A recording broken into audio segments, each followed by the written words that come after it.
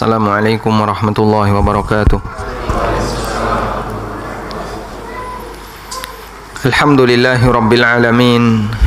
Wassalatu wassalamu ala ashrafil mursalin Nabiina wa maulana Muhammadin wa ala alihi wa sahbihi ajma'in. Wa ashhadu an la ilaha illallah wahdahu la syarika lah. Wa ashhadu anna Muhammadan abduhu wa rasuluh sallallahu alaihi wa ala alihi wa sahbihi wa man tabi'ahum bi ihsanin ila yaumiddin. Asbahna ala fitratil Islam wa ala kalimatil ikhlas wa ala dini nabiyyina Muhammadin sallallahu alaihi wasallam wa ala millati abina Ibrahim hanifan muslima wa ma kana minal musyrikin. Alhamdulillah, puji syukur kita haturkan kehadirat Allah Subhanahu wa taala.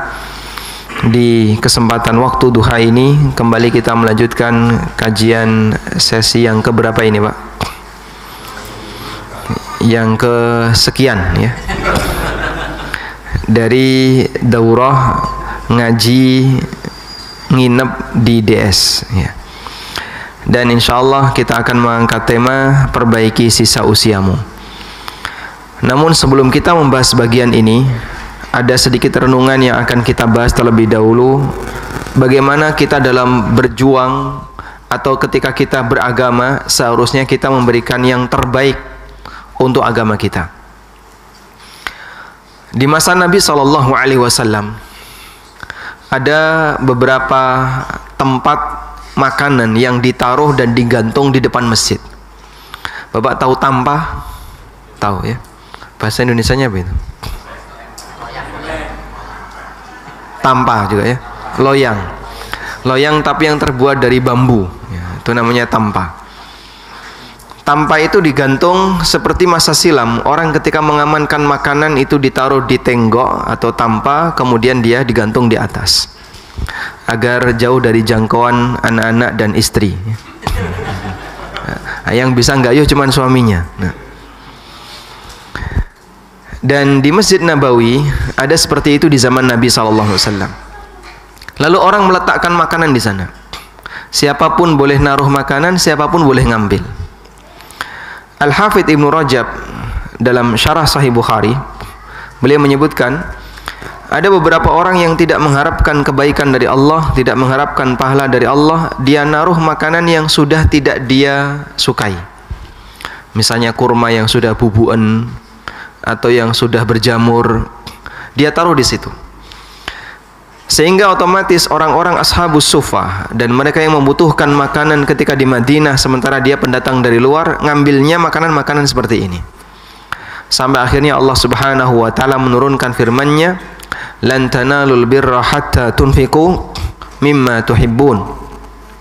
Kalian tidak akan mendapatkan kebaikan sampai kalian menginfakkan apa yang kalian cintai. Dan Allah Subhanahu wa taala juga berfirman, "Wala tayammamul khabitha minhu tunfiquna walastum biakhidhihi illa an tughmidu fi." Janganlah kalian secara sengaja memilih yang buruk. Minhu tunfiqun, yang kalian infakkan. Walastum biakhidhihi illa an tughmidu fi, padahal kalian sendiri tidak selera untuk memakannya. Nah, karakter kita kan rata-rata seperti itu. Jadi yang kita berikan untuk orang lain itu bagian yang kira-kira kita sudah tidak kerso, sudah tidak selera untuk memilikinya, tidak selera untuk menikmatinya, yang kita nggak doyan, atau minimal yang sisa. Sehingga ketika kita punya banyak, kita ambil yang banyak, sisanya baru kita keluarkan untuk orang lain. Kurang lebih seperti itulah cara kita beramal. Maka Al-Quran mengingatkan, seharusnya idealnya dalam masalah agama, kita berikan untuk agama lebih baik daripada untuk kepentingan pribadi kita. Karena agama ini butuh perjuangan, butuh pengorbanan, dan bukti pengorbanan itu adalah kita memberikan yang terbaik. Maka Allah Subhanahu wa taala ingatkan, "Wala tunfiqu wala tayammamul khabith." Janganlah kalian secara sengaja memilih yang buruk. Minhu tunfiqun, kemudian kalian infakkan hal itu sementara kalian sendiri sudah tidak selera untuk mengambilnya. Baik, ada juga dalam kasus yang berbeda. Yang ini sebenarnya semangatnya sama, tapi kejadiannya berbeda, yaitu berkaitan dengan keberadaan anak perempuan bagi masyarakat jahiliyah. Bagi masyarakat jahiliyah, memiliki anak perempuan itu adalah memalukan. Allah Subhanahu wa taala berfirman di surat An-Nahl. Coba dilihat surat An-Nahl ayat 58-59. Wa idza busyira, surat An-Nahl surat keberapa? 16. Di surat An-Nahl ayat 58-59. Wa idza busyira ahaduhum bil untha dhalla wajhuhu muswaddan wa huwa kadhim. Apabila mereka mendengarkan kabar kalau istrinya melahirkan anak perempuan, dhalla wajhuhu muswaddan, wajahnya berubah jadi hitam, wa huwa kadhim, sambil menahan emosi. Yatawara minal qaumi min su'i ma busyira bih, mereka bersembunyi dari masyarakatnya karena kabar buruk yang sampai kepadanya, sehingga mereka menganggap kelahiran anak perempuan itu kabar buruk baginya. Ayumsikuhu ala hunin, apakah mereka harus merawat anak ini dalam posisi menahan kehinaan? Am yadussuhu fit turab, ataukah harus mengubur hidup-hidup anak ini? Dua-duanya pilihan pahit. Yang pertama, dia harus menahan kehinaan karena punya anak perempuan. Yang kedua, dia harus mengubur hidup-hidup anak itu, padahal dia adalah anak yang tumbuh dari dagingnya sendiri, yang dari darahnya sendiri. Ala sa'a ma yahkumun, betapa buruk keputusan yang mereka berikan, sehingga mereka sendiri tidak mengendaki anak perempuan. Di ayat yang lain Allah Subhanahu wa taala berfirman, awa may yunashsha'u fil hilyati wa huwa fil khisami ghairu mubin. Ini di surat Az-Zukhruf. Di surat Az-Zukhruf ayat 18. Di ayat 17 Allah berfirman di surat Az-Zukhruf, wa idza busyira ahaduhum bima daraba lirrahmani mathalan dhalla wajhuhu muswaddan wa huwa kadhim awa may yunashsha'u fil hilyati wa huwa fil khisami ghairu mubin.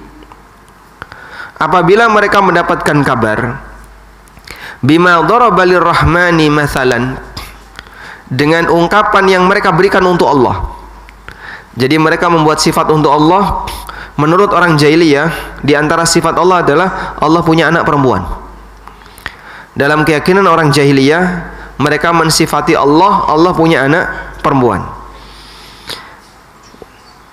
Wa idza busyira ahaduhum bima daraba lirrahmani mathalan, ketika mereka mendapatkan kabar bahwasanya mereka punya anak sebagaimana yang mereka berikan untuk Allah, yaitu anak perempuan, dhalla wajhuhu muswaddan, wajah mereka jadi hitam, wa huwa kadhim, sambil nahan emosi. Awa may yunashsha'u fil hilyati wa huwa fil khisami ghairu mubin, apakah layak untuk Allah dinisbahkan untuknya anak perempuan sementara kalian sendiri enggak suka dengan anak perempuan? Sementara kalian sendiri tidak suka dengan anak perempuan.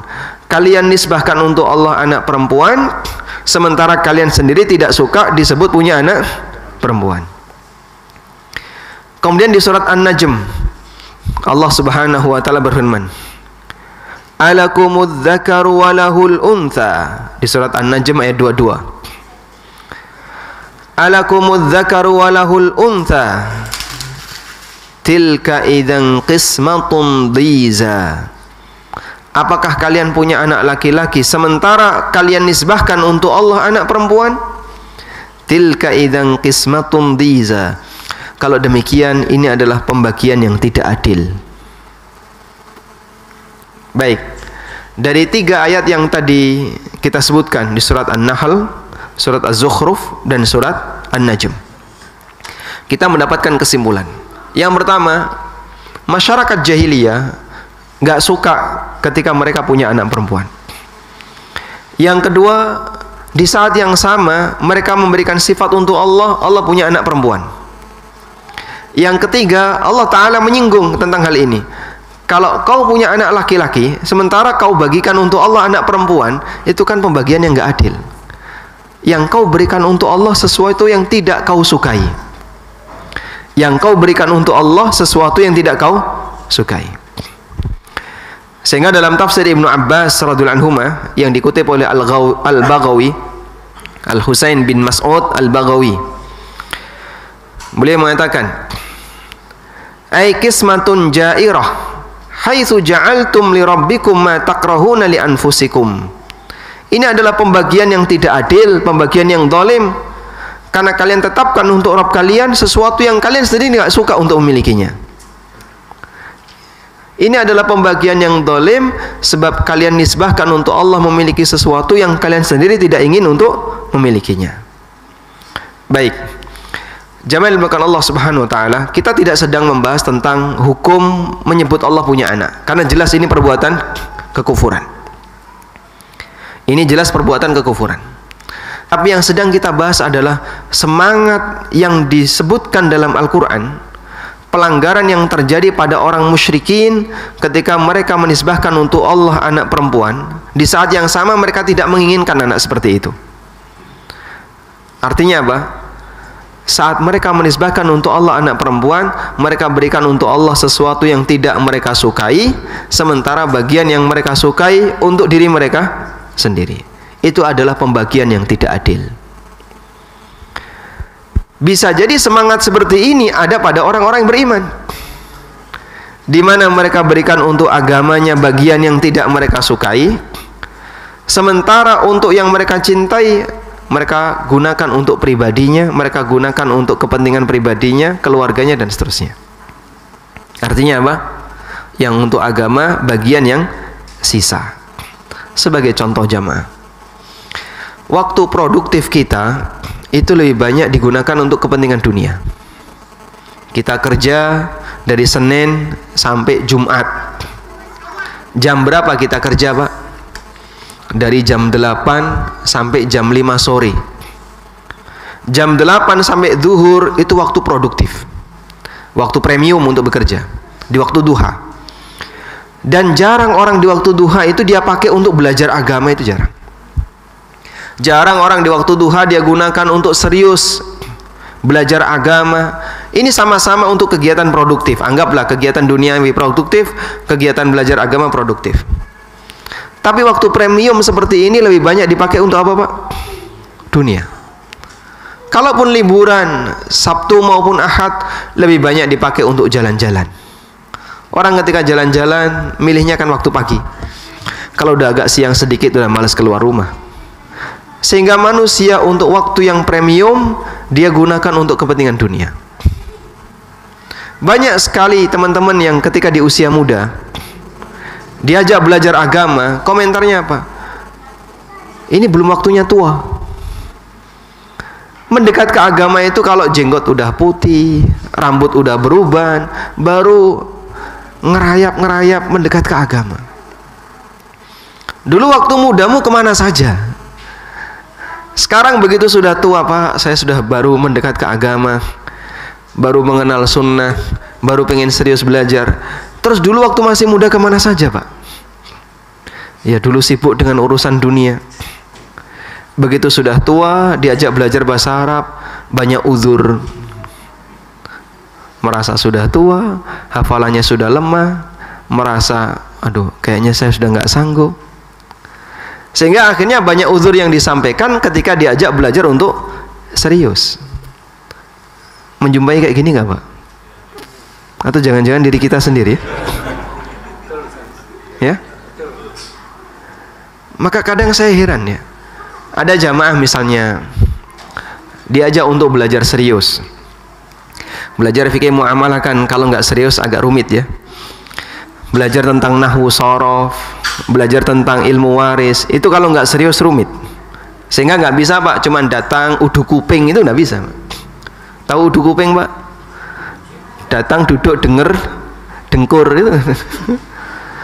Hanya bermodal telinga.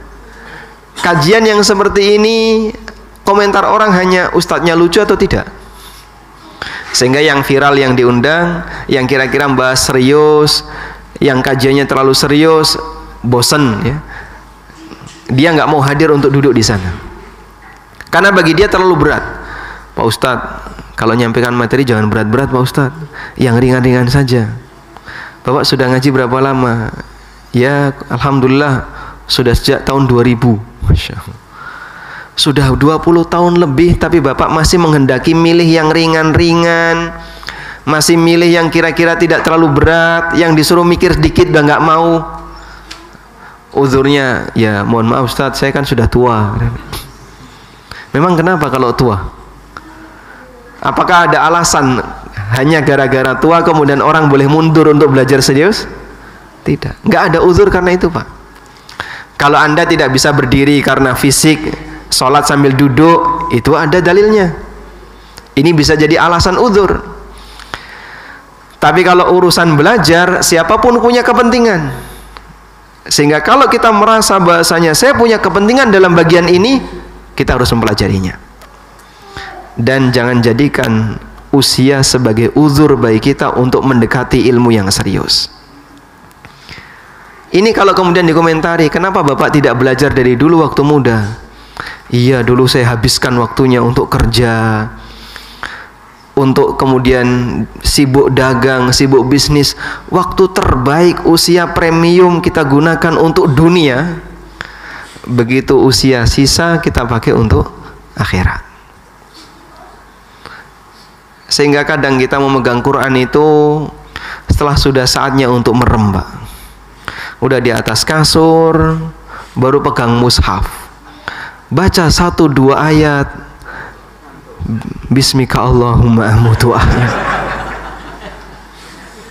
baru dapat 2 ayat, ya wis merem. Karena ini di waktu sisa. Terus tadi gimana? Ya tadi sibuk kerja, belum lagi ketika pulang berhadapan dengan macet, capek di jalan. Sudah sampai di rumah, mandi, makan, istirahat, megang Quran, baru dengerin kajian. Itu ustadznya ngomel, gak didengerin dia. Karena dia dengerin kajian hanya untuk teman sebelum tidur. Rata-rata demikian. Apa kita nggak merasa kalau sebenarnya kita ini telah memberikan bagian yang sisa untuk agama, tapi yang terbaik kita berikan untuk dunia? Tilka idzan qismatun dhiza. Kalau demikian, itu adalah pembagian yang tidak adil. Catat kalimat ini Pak. Tilka idzan qismatun dhiza. Ada di surat An-Najm ayat 22. Tilka idzan qismatun dhiza. Bukankah itu adalah pembagian yang enggak adil? Usia terbaik kita gunakan untuk dunia, sementara mendekat ke agama ketika kita sudah mulai mendekati usia tua. Lalu kita punya banyak uzur dan banyak alasan ketika diajak serius untuk belajar. Akhirnya banyak ilmu yang kita tinggalkan. Sehingga kalau kualitas belajar kita Pak hanya model kajian umum, tablik akbar, tablik asgor, tablik nyempil, itu mungkin nilai dari peningkatan ilmiahnya kurang. Beda kalau kemudian kita mau serius, baik tantangan apapun akan saya hadapi. Suruh ngapalin sebisanya, suruh mikir sebisanya. Warna putih bukan alasan, bila perlu disemir jadi coklat, kan gitu. Jadi biar kita tidak beralasan dengan usia, sebab ilmu itu kita butuhkan. Karena kelezatan ilmu itu baru bisa didapatkan kalau Bapak Ibu bisa membaca referensinya langsung.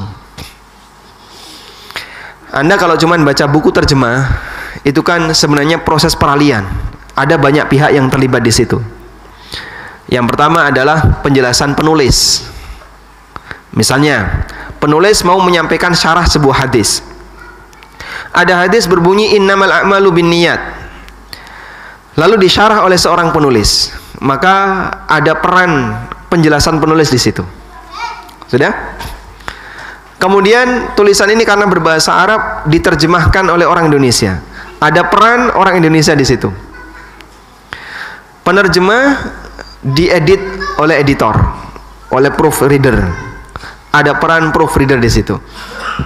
Sehingga ada banyak orang yang terlibat dalam satu kesimpulan yang Anda baca.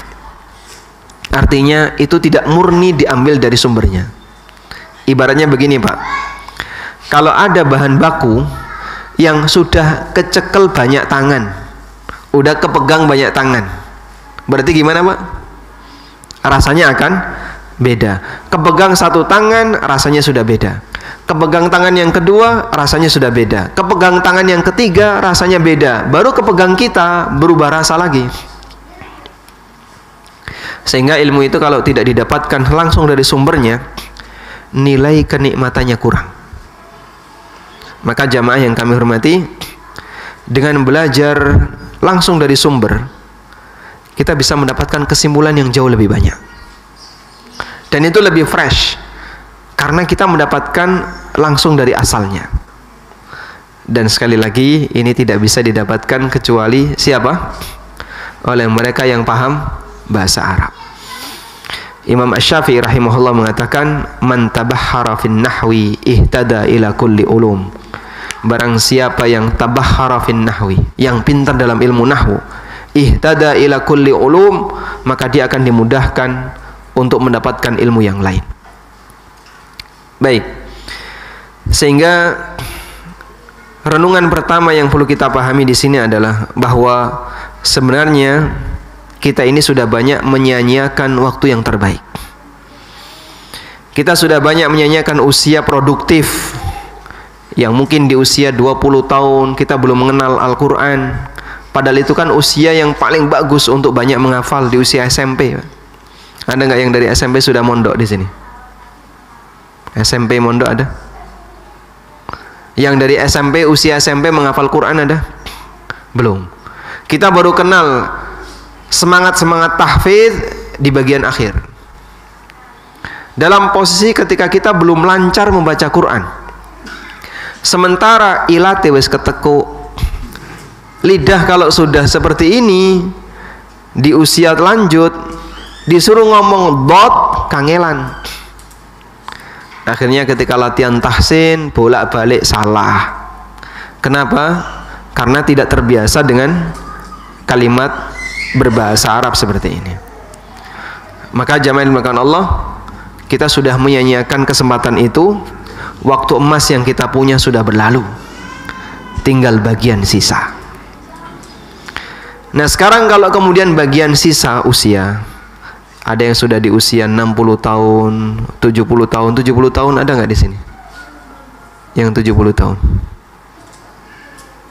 Yang nyender berapa yang nyender? 60, 70 tahun ya. 70 pinten Pak? 75, Masya Allah, Barakallahu fikum. Kita masih semangat untuk belajar ya.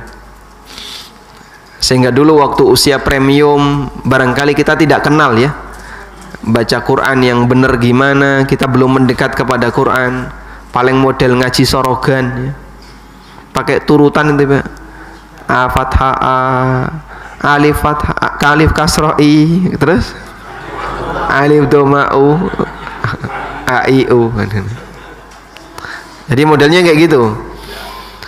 Dan hafalan Quran jarang kita punya. Belakangan walhamdulillah, semoga anak keturunan kita tidak mengalami sebagaimana orang tuanya. Baik. Selanjutnya, apa yang perlu kita lakukan untuk sisa usia kita? Siapapun manusia menghendaki agar ujungnya jadi baik. Dan ketika hidup di dunia, yang menjadi penentu adalah bagian ujung. Berbeda dengan di akhirat. Kalau di akhirat, penentu terbaiknya ada di bagian awal, ada di bagian depan. Nabi SAW bersabda, awwalu ma yuhasabu bihil abdu yaumal qiyamah min amalihi salah. Besok di hari kiamat, amal pertama kali yang akan dihisab dari seorang hamba adalah salatnya. Apabila salatnya baik, maka dianggap baik seluruh amal yang lain, dan sebaliknya ketika salatnya jelek, maka dianggap jelek seluruh amal yang lain. Awalan yang baik di yaumil akhir memberikan akhir yang baik untuk amal yang lain. Makanya cara hisab di yaumil akhir yang menentukan adalah bagian depan. Ini berbeda dengan cara menentukan hasil ketika di dunia. Ketika di dunia, penentunya bukan di bagian depan, tapi penentunya ada di bagian ujung. Sebagaimana Nabi SAW bersabda, innamal a'malu bil khawatim. Sesungguhnya amal itu dilihat dari ujungnya. Sehingga kalau ujungnya baik, maka bagian depan dianggap baik. Kita semua punya masa silam. Saya punya masa silam, Bapak Ibu punya masa silam, dan masa silam kita berwarna-warni.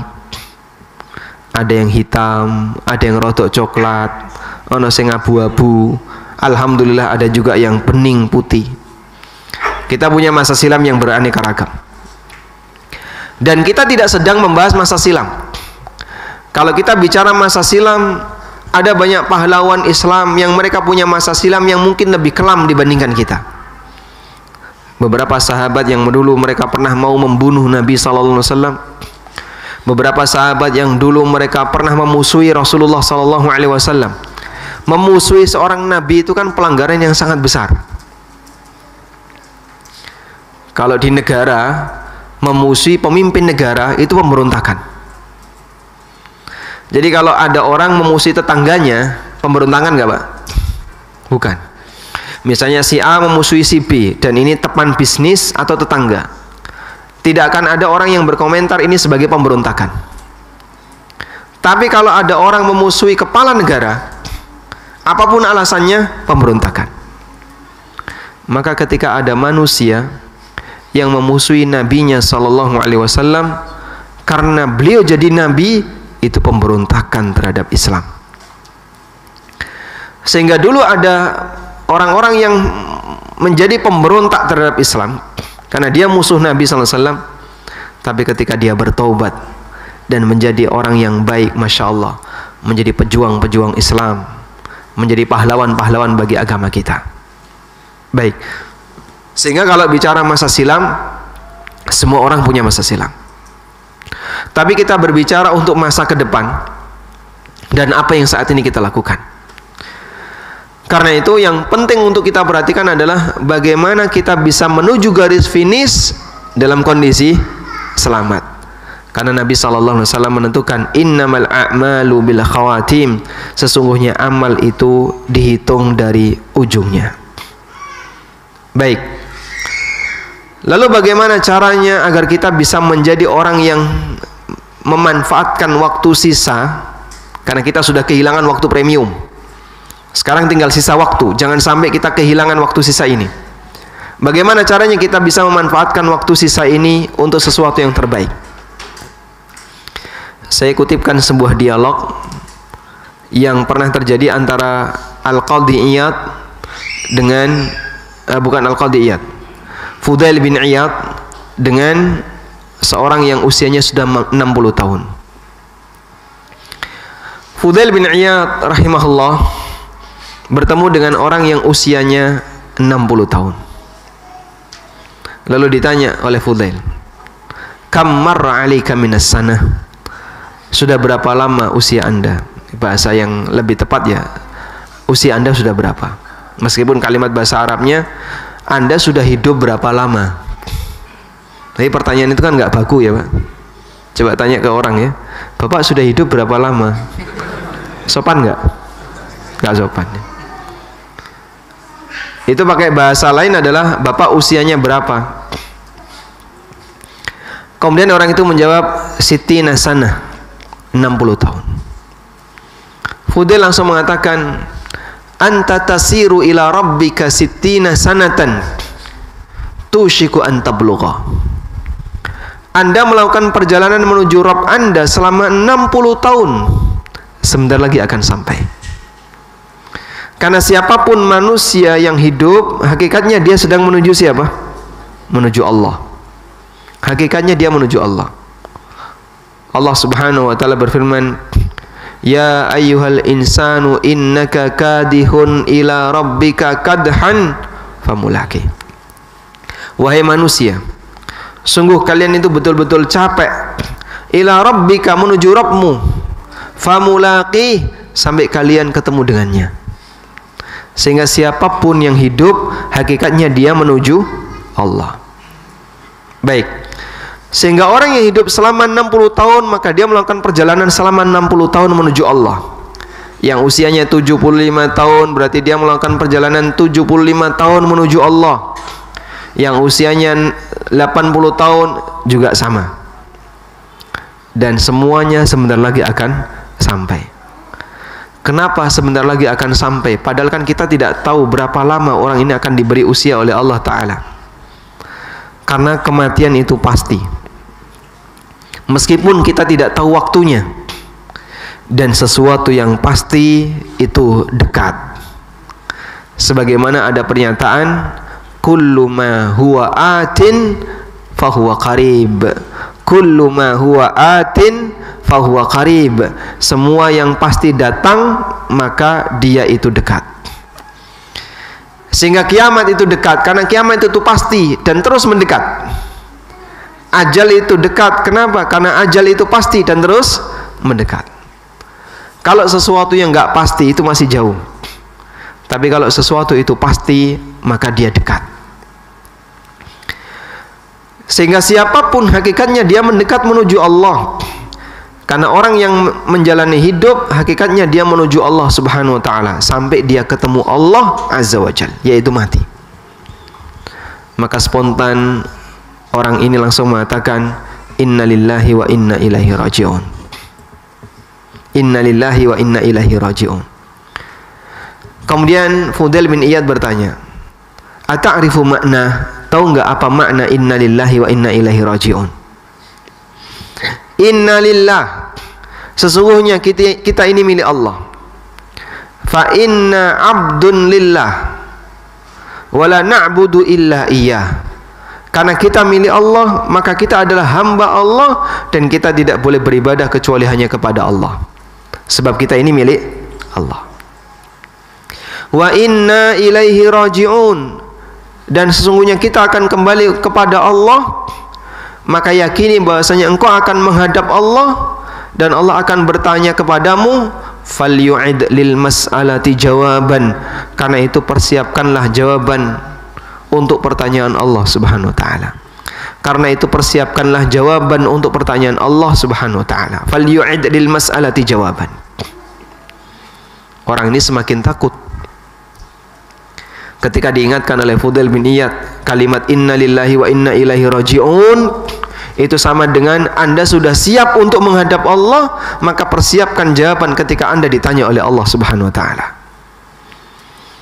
Sehingga beliau pun bertanya, famal hilah, terus gimana caranya biar aku bisa selamat ketika menghadap Allah Subhanahu wa Ta'ala? Fudail mengatakan, yasirun liman yassarahullah, mudah bagi orang yang dimudahkan oleh Allah. Mudah bagi orang yang dimudahkan oleh Allah. Bagaimana caranya? Kata Fudail bin Iyad, catat bagian ini, Pak. Ya. Tolong yang sudah mau nyatet, ya, pulpennya dibangunkan. Ya. Qala Fudail bin Iyad, Fudail bin Iyad mengatakan, ahsin fima baqiya yughfar laka ma madha. Sudah? Saya ulang ya. Ahsin fima baqiya yughfar laka ma madha. Ditulis enggak ini? Hah? Enggak. Oh, nunggu artinya. Masya Allah. Saya kira dari kiri tadi udah nulis itu. Nulis Arab kok teko kiwo itu. Berbuat baiklah di sisa usiamu.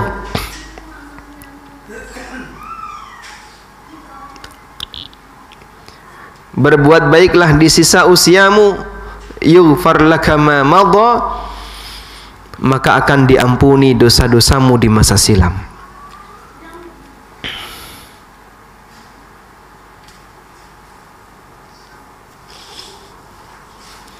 Fa innaka in asa'ta fima baqiya, karena kalau kamu masih berbuat buruk di sisa usiamu, kalau kamu masih berbuat buruk di sisa usiamu, ukhitta bima baqiya wa bima madha, maka kau akan dihukum untuk kesalahanmu di masa silam dan di masa mendatang. Kau akan dihukum untuk kesalahanmu di masa silam dan di masa mendatang. Masya Allah.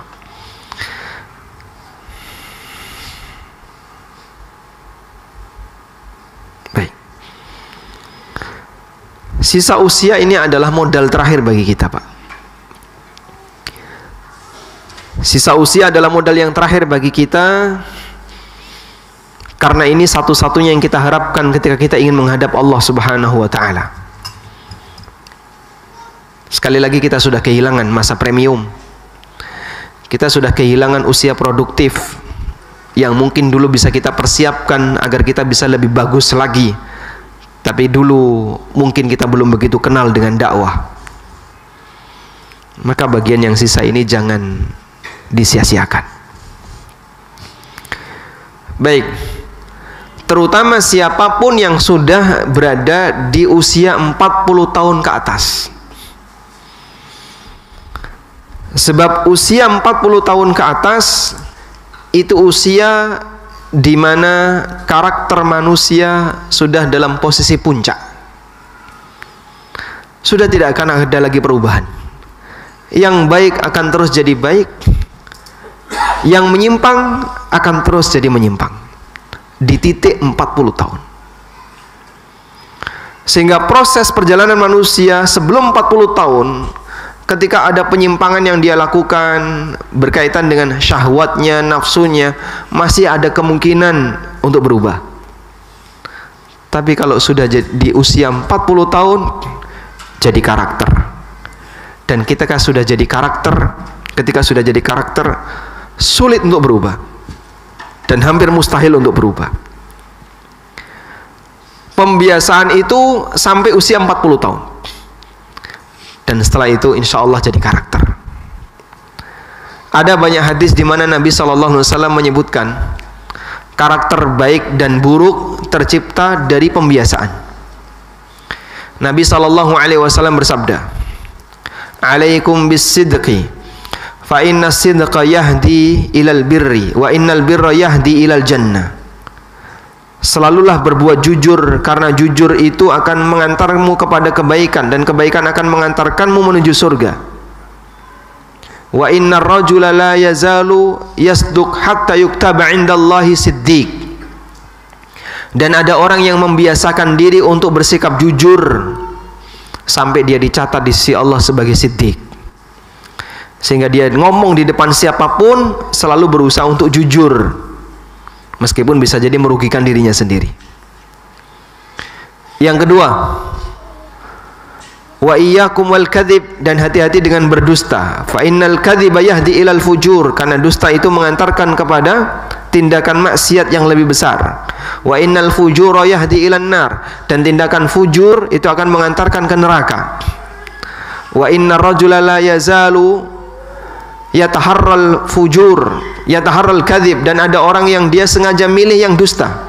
Wa innar rajula la yazalu yataharral kadzib, ada orang yang sengaja milih berdusta. Hatta yuktaba indallahi kadzab, sampai dia dicatat oleh Allah sebagai kadzab. Saya pernah sampaikan hadis ini sebagai peringatan kepada para jamaah yang mereka kerja di instansi yang terbiasa dengan suasana seperti ini. Laporan palsu, perjalanan dusta, kemudian tiket yang nggak bener, katanya booking hotel nginepnya di tempat saudara, dan masih banyak lagi pelanggaran yang lain. Dan bahkan itu sudah jadi apa? Sistem. Lebih dari sebatas budaya. Kalau budaya itu masih proses pembiasaan. Begitu sudah jadi sistem, terkunci dia, gak bakalan bisa berubah. Akhirnya semua orang jadi tahu, sehingga ini kan dusta kolektif. Mulai dari pimpinan kantor eselon 3 sampai bagian OB, ngerti Pak? Biasa mas. Karena udah jadi sistem Pak. Sebab melalui pembiasaan manusia akan memiliki karakter. Hal yang sama juga bisa terjadi pada individu, sebagaimana bisa terjadi pada kelompok. Maka ketika ada seorang individu membiasakan untuk berbuat baik, nanti ketika di usia mentok 40 tahun jadi karakter.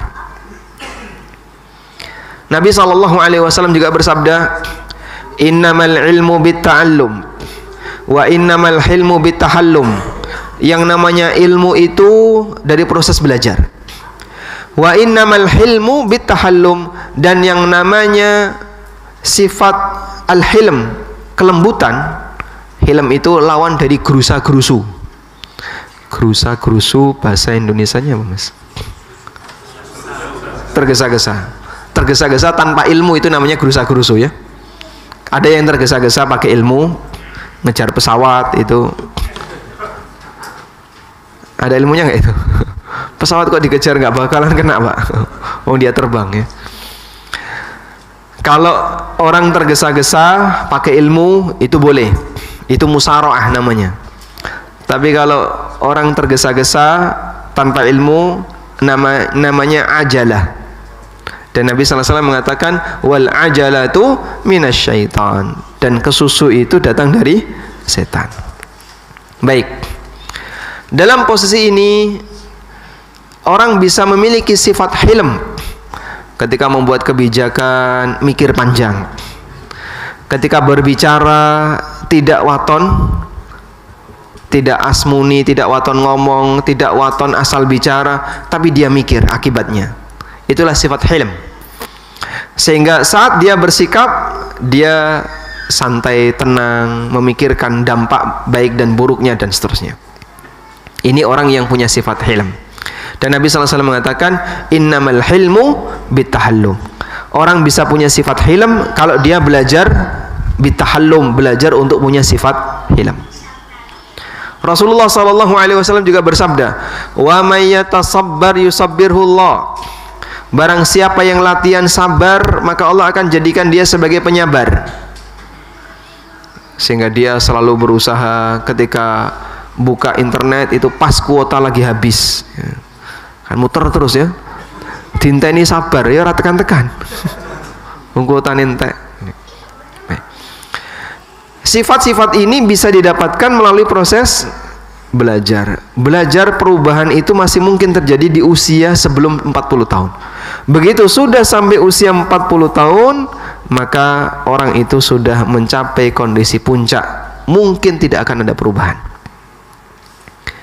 Sehingga mohon maaf ya, di antara kita yang mungkin punya kebiasaan-kebiasaan buruk, padahal usia kita sudah di atas atau 40 tahun ke atas, ini perubahannya agak lebih susah. Mau tobat, mau berubah itu lebih susah. Kecuali harus perjuangan yang keras, karena kita mau membersihkan karakter. Akar itu ketika dibersihkan lebih susah. Kalau nebang bagian permukaan, akarnya belum nancep, gampang Pak. Tapi kalau sudah mengakar jauh, sampai dalam-dalamnya ada, itu lebih susah. Mungkin bisa jadi kita menghilangkan di bagian depan, tapi akarnya masih ada, tumbuh lagi dia. Sehingga kadang kita kesulitan ya, ngajari orang yang punya karakter buruk di usia sudah 50 tahun, 60 tahun. Pak, seperti ini tidak boleh. Oh nggih, mohon maaf, terima kasih diingatkan. Besok balik lagi Pak, karena sudah di usia seperti itu. Yarhamukallah. Baik, Allah Subhanahu wa ta'ala berfirman di surat Al-Ahqaf ayat 15, wa wassaynal insana biwalidayhi ihsana. Dan aku wasiatkan kepada manusia untuk berbuat baik kepada kedua orang tuanya. Hamalathu ummuh, ibunya mengandungnya, kurhan, dalam posisi kesulitan, wa wada'athu kurha, dan ibunya melahirkan dia dalam posisi kesulitan, wa hamluhu wa fisaluhu 30 syahra, usia hamil dan sampai menyapai lamanya 30 bulan. Dan di ayat yang lain Allah mengatakan bahwa menyusui itu selama 2 tahun 24 bulan. Maka berarti usia hamil minimal adalah 6 bulan. Sehingga para ulama mengatakan kalau ada orang menikah lalu anak pertama lahir setelah jarak lebih dari 6 bulan, tidak boleh dituduh berzina. Karena yang namanya usia kehamilan minimal dalam Al-Quran itu 6 bulan. Hatta idza balagha ashuddahu wa balagha 40 sanah. Sampai ketika dia sudah dewasa dan mencapai usia 40 tahun, dia berdoa kepada Allah, Rabbi auzi'ni an ashkura ni'mataka allati an'amta alayya wa ala walidayya wa an a'mala salihan tardah wa aslih li fi dhurriyyati inni tubtu ilaika wa inni minal muslimin. Rabbi auzi'ni an ashkura ni'mataka allati alayya an'amta alayya. Ya Allah, arahkan aku untuk mensyukuri nikmat yang Kau berikan kepadaku. Wa ala walidayya, dan nikmat kepada kedua orang tuaku. Wa an a'mala salihan tarda, dan agar aku berbuat saleh, melakukan amal saleh yang Kau ridhai. Wa aslih li fi dzurriyyati, dan perbaikilah keturunanku. Inni tubtu ilaika, sesungguhnya aku bertobat kepadamu. Wa inni minal muslimin, dan sesungguhnya aku termasuk orang yang muslim. Baik, sekarang coba kita lihat tafsir yang disampaikan oleh para ulama. Jamaah dimuliakan Allah Subhanahu wa taala, usia 40 tahun disebut oleh Allah taala balagha asyuddah, sudah mencapai puncak dewasa.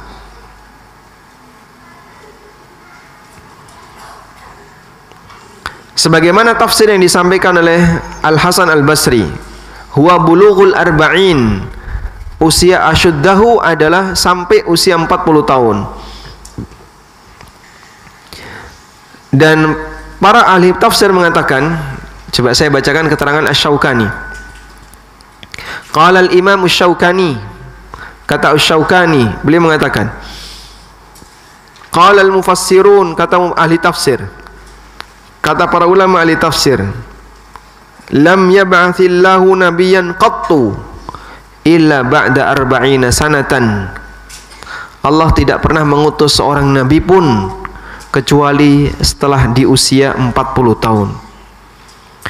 Wa fi hadhil ayah, maka dalam ayat ini terdapat dalil ala annahu yanbaghi liman balagha umruhu 40, bagi orang yang usianya mencapai 40 tahun, ayyastakthira min hadhihi da'awat, untuk memperbanyak doa seperti di atas. Rabbi auzi'ni an ashkura ni'mataka allati an'amta alayya wa ala walidayya wa an a'mala salihan tarda wa aslih li fi dhurriyyati inni tubtu ilaika wa inni minal muslimin. Baik.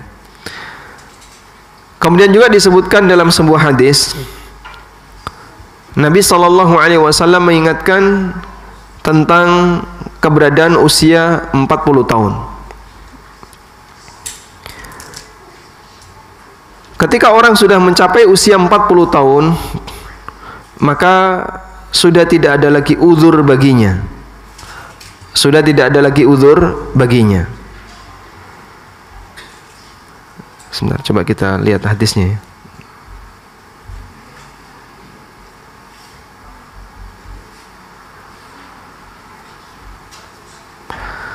Ada sebuah perkataan yang disampaikan oleh Masruq. Imam Masruq ini muridnya Aisyah radhiyallahu anha, seorang ulama tabi'in.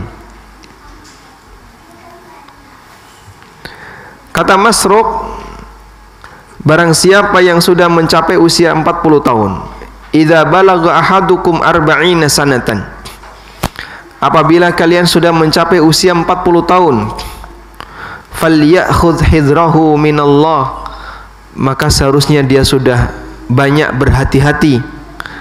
Jangan sampai dia tertipu dengan kemurahan Allah Subhanahu wa taala, sehingga mungkin masih bebas berbuat maksiat dan seterusnya. Ingat, hati-hati. Ini bisa jadi kunci bagi kamu sehingga tidak ada perubahan lagi. Kemudian disebutkan dari keterangan Mujahid dari Ibnu Abbas radhiyallahu anhuma. Dari Mujahid qala, beliau mengatakan, sami'tu Ibnu Abbasin yaqul, aku mendengar Ibnu Abbas mengatakan, al-umrul ladzi a'dzarallahu ila ibni Adam awalan nu'ammirkum ma yatadzakkaru fihi man tadzakkara arba'una sana. Umur di mana Allah memberikan uzur kepada Bani Adam, batasnya adalah 40 tahun. Artinya begini, kalau sebelum 40 tahun orang melakukan hal yang nggak baik dalam ukuran agama, ya, misalnya masih rajin maksiat dan seterusnya, sudah Allah Subhanahu wa taala masih memberikan uzur baginya. Dalam arti hidayah Allah berpeluang besar untuk menyentuh orang ini sehingga dia berubah. Tapi kalau sudah mencapai 40 tahun, Allah Subhanahu wa taala jadikan itu sebagai karakter. Dalam tafsir Ibnu Katsir dikatakan, wa hadza fihi irsyadun liman balagal arba'in ayyujaddidat taubah wal inabah ila Allah azza wa jalla wa ya'zima 'alaiha. Dan ayat ini memberikan bimbingan bagi siapa yang sudah mencapai usia 40 tahun, hendaknya dia sering-sering bertaubat dan memohon ampun kepada Allah dan bertekad untuk memperbaiki dirinya. Sebab di usia ini orang sudah berada di fase tidak mungkin lagi ada perubahan, dan itu lebih dekat kepada kematian.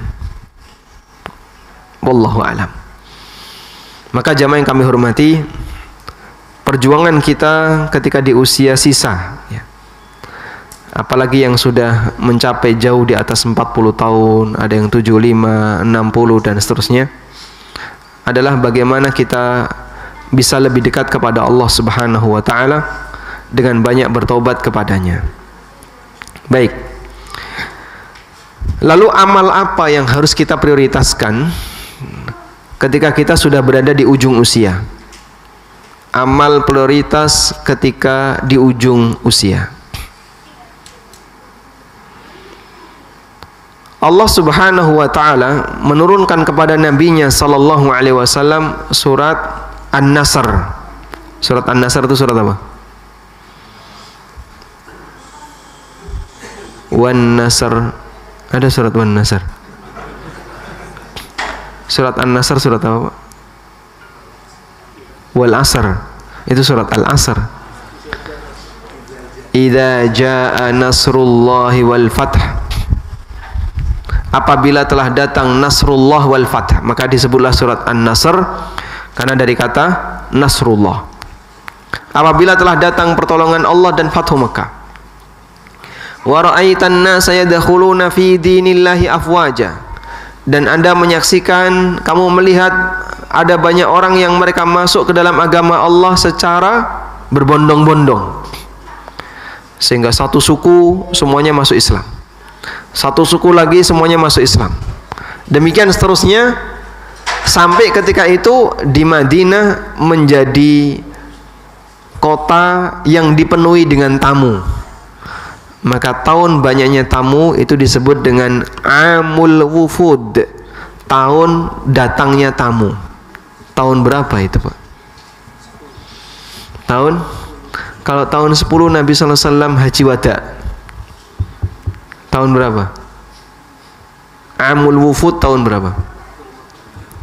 Tahun 9 atau 8? 8 atau 7? Baik, coba urutkan, Mbak. Tahun 5 itu kejadian apa? titiknya di tahun 5 Hijriah. Perang Khandaq. Tahun 6 perjanjian Hudaybiyah. Tahun 7 umrah qadha. Tahun 8 Fathu Mekah. Tahun 9 Amul Wufud, dan haji pertama yang dipimpin oleh Abu Bakar, tapi Nabi sallallahu alaihi wasallam gak ikut. Tahun 10 haji wada, tahun 11 beliau wafat. Hafal? Baik, hadiahnya udah siap, Mas? Siap ya? Nah, insyaallah. Hafalkan ya. Barangkali dapat hadiah. Rasulullah sallallahu alaihi wasallam beliau di usia 60-an tahun mendapatkan surat An-Nasr.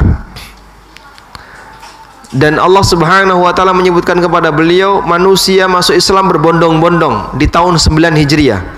Suku A perwakilannya datang ke Madinah, ya Rasulullah, kami satu kampung masuk Islam. Dibaiat.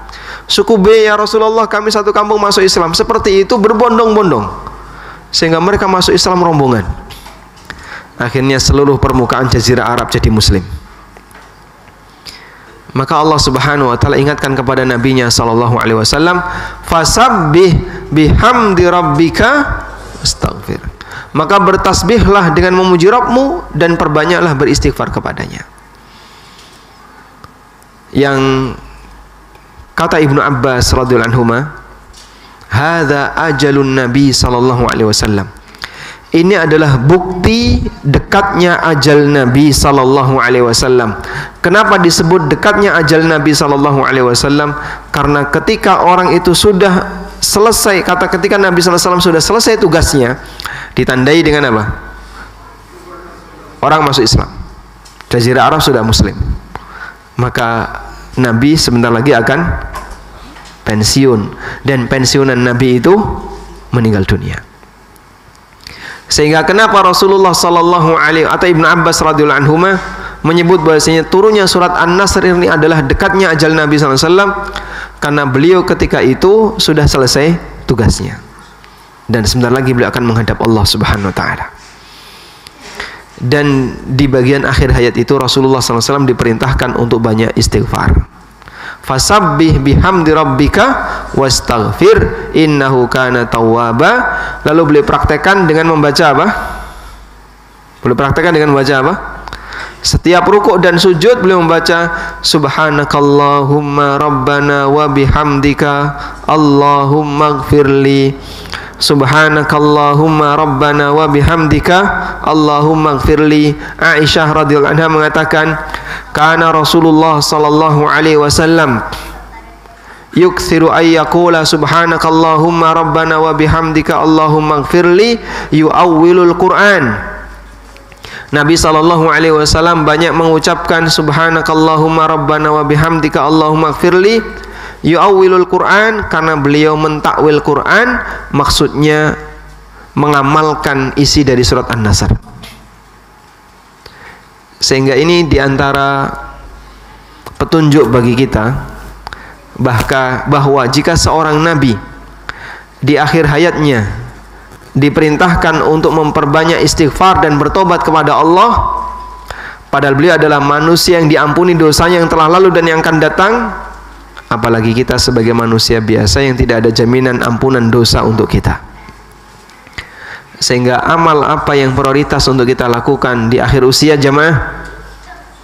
Memperbanyak taubat kepada Allah dan istighfar kepada Allah Subhanahu wa taala. Akhiri hidup kita dengan itu. Makanya kita bisa lihat ya, Islam itu kan mengajarkan di setiap penghujung amal, perbuatan yang dilakukan, praktek yang dilakukan adalah istighfar.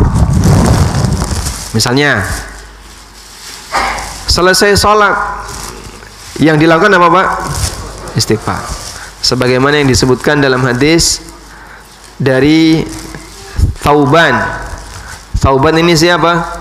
Mantan budaknya Nabi sallallahu alaihi wasallam. Beliau mengatakan, kana Nabi sallallahu alaihi wasallam idzan sarafa min salatihi yaqul Nabi SAW ketika selesai salat beliau beristighfar 3 kali. Thumma qala Allahumma antas salam wa minkas salam tabarakta ya dzal jalali wal ikram. Itu yang disebutkan dalam teks hadis. Allahumma antas salam wa minkas salam tabarakta ya dzal jalali wal ikram. Sedangkan tambahan yang banyak, Allahumma antas salam wa minkas salam wa ilaika ya'udus salam wa adkhilnal jannata bis salam, itu tidak ada dalam hadis. Yang ada dalam hadis hanya singkat saja, Allahumma antas salam wa minkas salam tabarakta ya dzal jalali wal ikram. Sehingga kita diajarkan selesai salat akhiri dengan istighfar.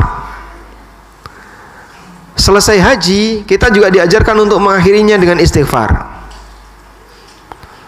Allah Subhanahu wa taala berfirman di surat Al-Baqarah, gimana kalimatnya? Fa idza afattum min arafatin fadhkurullaha thumma afidu min haitsu afadhan nasu wastaghfirullah. Kemudian berangkatlah kamu sebagaimana masyarakat berangkat, wastaghfirullah, dan perbanyaklah beristighfar kepada Allah. Sehingga istighfar di sini diajarkan untuk kita perbanyak ketika kita berada di penghujung acara apapun, termasuk ketika selesai majelis. Doa kafaratul majelis ada kalimat apa? Astaghfiruka wa atubu ilaik. Aku mohon ampun kepadamu ya Allah dan aku bertobat kepadamu. Mengakhiri pertemuan kita. Maka jamaah dibilangkan Allah, sebagaimana dalam mengakhiri ibadah, mengakhiri haji, mengakhiri salat, mengakhiri majlis, kita diperintahkan untuk istighfar, maka demikian pula mengakhiri hidup kita perbanyak istighfar.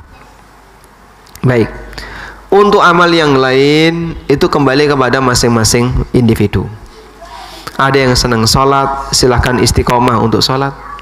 Ada yang senang puasa, silakan istiqomah untuk puasa. Ada yang senang baca Quran, silakan istiqomah baca Quran. Masing-masing orang antara satu dengan yang lain bisa jadi berbeda-beda minat dalam beramal. Yang penting pokoknya Anda jaga agar terus itu bisa dilakukan secara istiqomah. Wallahu ta'ala alam. Walhamdulillahirabbil alamin. Demikian yang mungkin bisa kita sampaikan. Semoga yang sedikit ini bermanfaat, dan semoga Allah Ta'ala jadikan kita sebagai hambanya yang istiqomah sampai akhir hayat. Doa yang selalu untuk kita ucapkan, jangan sampai nggak hafal. Kalimatnya gimana Pak? Ya muqallibal qulub, alhamdulillah, tsabbit qalbi ala dinik. Kokohkan hatiku ala dinik, di atas agamamu. Kenapa kalimatnya ala dinik, di atas agamamu? Karena kalau dia bolak-balik tetap di atas agama, nggak sampai keluar. Dan itu butuh hidayah dari Allah Subhanahu wa taala. Wallahu alam wa sallallahu ala nabiyyina Muhammadin wa ala alihi wa sahbihi wasallam. Monggo jika ada yang mau bertanya kepada Ustadz Aminur Baiz, baik dari ikhwan maupun akhwat yang di bawah tadi, untuk ibu-ibu disediakan mic, silakan untuk dipakai. Monggo silakan langsung saja. Tes. Assalamualaikum warahmatullahi wabarakatuh. Waalaikumsalam warahmatullahi wabarakatuh. Ustadz mohon izin, Anda dapat pesan dari Ustadz Bisri. Masya Allah. Beliau qadarullah sedang ditimpa musibah. Mohon doanya ke Ustadz dan jamaah semua, karena kemarin malam abinya jatuh, kebentur kepalanya sehingga sekarang tidak bisa bangun lagi di tempat tidur. Jadi mohon doanya kepada semua. Ini semoga saya Allah berikan yang terbaik untuk beliau. Saya dengarkan ininya Ustadz Bisri. Pesan Ustadz Bisri ya. Assalamualaikum Pak Jaya, Ana minta doa-doa teman-teman yang ada di situ, para ustadz, minta didoakan abi Ana. Beliau sekarang sakit, dia cuman di atas ranjang, nggak bisa jalan lagi karena kemarin sempat jatuh, pusing dari jatuh dan kebentur kepalanya sehingga Sekarang beliau sakit, sudah lemas, tinggal diranjang. Udah mohon didoakan yang terbaik. Barakallahu fikum. Syukron lakum. Semoga Allah memberikan yang terbaik untuk ayah beliau. Terutama doanya bapak-bapak yang jauh nih ya, doa musafir mustajab. Assalamualaikum warahmatullahi wabarakatuh. Waalaikumsalam warahmatullahi wabarakatuh. Sebelah kanan ini Pak, sebelah kanan. Oh.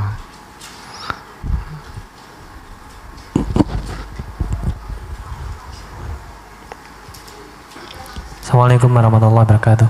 Waalaikumsalam warahmatullahi wabarakatuh.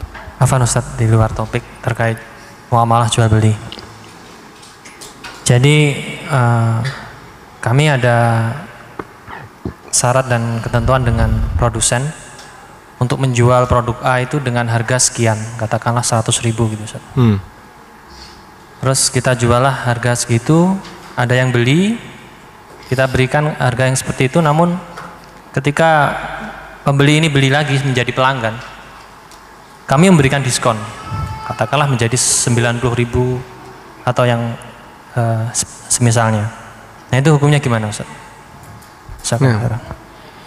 Posisi Bapak sebagai apa? Agen? Agen atau penjual? Penjual. Pemilik barang? Pemilik barang. Pemilik barang. Lalu yang ngasih syarat itu siapa tadi? Produsen. Anda beli putus atau gimana? Atau hanya wakil? Beli putus, kulaan ya, kulaan dari produsen, lalu mendapatkan barang itu, kemudian dijual ke konsumen. Wallahu alam, dua hal yang perlu kita bedakan Pak, berkaitan dengan masalah aturan yang ditetapkan oleh pemilik barang ketika menjual barang. Apabila posisi penjual ini adalah agen alias dia hanya wakil dari pemilik barang, pemilik itu bisa produsen, bisa prinsipal yang memiliki barang. Intinya orang lain itu hanya sebagai wakilnya. Apabila orang ini dikasih syarat oleh pemilik barang, jangan kamu jual lebih dari harga sekian, maka pada asalnya kita wajib memenuhi ketentuan itu. Karena barang ini barang dia, bukan barang kita. Kita hanya menjualkan, lalu kita nanti dapat fee sesuai kesepakatan. Bedakan dengan yang kedua. Kasus yang kedua adalah dia beli putus. Saya beli dari produsen, sudah saya bayar. Maka barang yang saya beli ini jadi milik siapa? Milik saya. Karena sudah jadi milik saya, maka mau saya kasihkan orang lain, mau saya sedekahkan, saya wakafkan, mau saya jual gratis, boleh nggak? Kenapa? Nggak ada jual gratis namanya Pak. Nggak jual itu. Mau saya jual dengan harga yang lebih murah, silahkan. Karena sudah jadi milik saya. Dan sudah tidak ada lagi aturan yang mengikat atau sangkut paut dengan produsen. Allahumma illa, kecuali dalam satu kondisi. Ketika ketetapan aturan itu berkaitan dengan masalah keseimbangan harga di masyarakat. Misalnya adanya HET untuk obat. HET itu yang menetapkan siapa? Pemerintah atau produsen? Pemerintah atau produsen? Produsen ya. Ini boleh nggak dilanggar Pak? Pada asalnya nggak boleh. Kenapa nggak boleh? Karena ini berkaitan dengan masalah stabilitas harga. Sebab ini kebutuhan pokok di masyarakat. Minyak sekarang ada HET-nya kan? Minyak goreng ya. Sekarang ada HET-nya. Yang dulu mungkin tidak ada. Dan beberapa sembako ada HET-nya. Ketika ada HET-nya seperti ini dan kita sepakat, maka terlarang bagi kita untuk melanggar kesepakatan ini. Sebab ini berkaitan dengan stabilitas harga. Beda dengan produk-produk yang sifatnya konvensional, seperti baju atau perlengkapan-perlengkapan dapur atau yang lainnya. Lalu produsen menetapkan, pokoknya harga minimal sekian, kamu tidak boleh di bawah itu. Nah yang kayak gini, ketika kita sudah beli putus, pada asalnya dia tidak punya hak untuk menentukan itu. Saya punya hak untuk ngasih ke orang lain, sebagaimana saya punya hak untuk menjual dengan harga yang lebih murah. Insya Allah ini yang lebih kuat, kecuali kalau di situ ada pertimbangan ganggu pasar. Kalau ganggu pasar, maka harus ada kesepakatan dengan para pelaku pasar yang lain. Wallahu a'lam. Nah, silakan. Baik. Bismillahirrahmanirrahim. Assalamualaikum warahmatullahi wabarakatuh. Semoga Allah selalu merahmati Ustadz beserta keluarga dan juga guru-guru Ustadz dan juga ADS dan keluarga. Semoga Amin. kita selalu dalam rahmat dan berkah Allah Ta'ala. Amin. Waalaikumsalam. Ustadz, izin ada 2 pertanyaan Ustadz yang berrelasi dengan materi hari ini Ustadz. Dan Masya Allah ini nyambung karena tahun Hijriah ini anak 40 tahun Ustaz. Masya Allah. Mudah-mudahan ini bisa menjadi bekal untuk menyelesaikan sisa umur dengan lebih baik. Berarti sekarang ulang tahun, Pak? Kenapa? Ulang tahun. Baik Ustaz, yang pertama bagaimana Ustaz konsep yang benar menyikapi bagaimana kemudian kegiatan mubah dalam keseharian kita itu bisa bernilai ibadah begitu Ustaz. Dalam artian kita ini kan khususnya saya sebagai awam ini sangat beresiko sekali terjebak pada kegiatan-kegiatan sifatnya mubah. Seperti hobi atau mungkin juga kegiatan yang lainnya yang mungkin sifatnya mubah. Tapi tentunya inginnya ini bisa dapat bernilai ibadah begitu. Artinya apakah ada bagaimana kemudian konsep yang benar untuk ya, bisa menjalankan hal tersebut. Itu yang pertama Ustaz. Kemudian ya termasuk juga dalam pekerjaan. Kemudian yang kedua, bagaimana kemudian kita dapat memaafkan diri sendiri kaitannya dengan masa lalu yang mungkin sangat banyak kesalahan yang secara random terjadi begitu, dan kita mungkin saking randomnya dan saking banyak sampai mungkin sampai membuat overthinking dalam hidup ini begitu, dalam artian wah ini terlalu banyak kesalahannya dan bertumpuk-tumpuk begitu. Nah itu bagaimana kemudian kait dalam memaafkan diri sendiri tadi ini dan masa lalu kita, dan untuk bisa melangkah ke depan ini menghabiskan waktu ini dengan lebih baik lagi begitu Ustaz. Syukur Ustaz, jazakallahu khair. Masya Allah, barakallahu fiik. Ini berat ini pertanyaannya ya.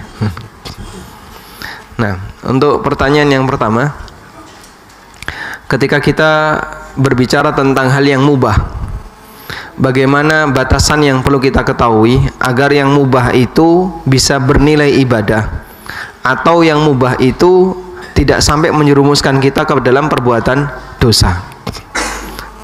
Jadi begini jamaah, hukum syar'i itu ada 5. Apa saja Pak? Wajib, sunnah, mubah, makruh, haram. Insya Allah hafal kita ya. Nah, dan 5 ini yang bisa menjadi bentuk ibadah yang mana? Hanya 4, 2 depan, 2 belakang. 1 yang mubah ini tidak bisa jadi ibadah. Sehingga bentuk ibadah itu hanya ada 4 kemungkinan: mengamalkan yang wajib, mengamalkan yang sunnah, meninggalkan yang makruh, meninggalkan yang haram. Hanya 4 kemungkinan ini. Sedangkan hal yang mubah tidak bisa jadi ibadah, sebab hukum asal mubah adalah mubah, tidak bernilai ibadah.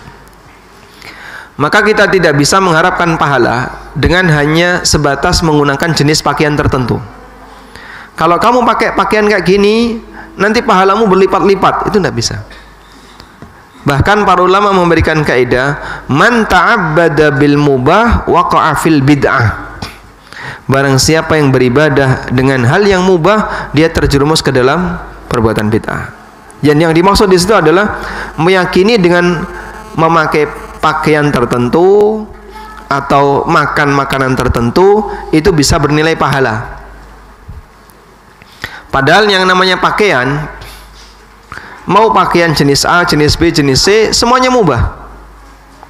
Sehingga orang tidak boleh meyakini dengan pakaian ini maka dosa-dosaku akan berguguran, itu tidak boleh. Kamu dapat dari mana? Contoh sederhana misalnya ya. Ada orang punya keyakinan, kamu nek nganggo kupluk ireng peci nasional itu nanti swargamu munggah, dosamu akan gugur, pahalamu akan bertambah, setiap langkah menambah pahala, dan setiap gerakan menghapus dosa.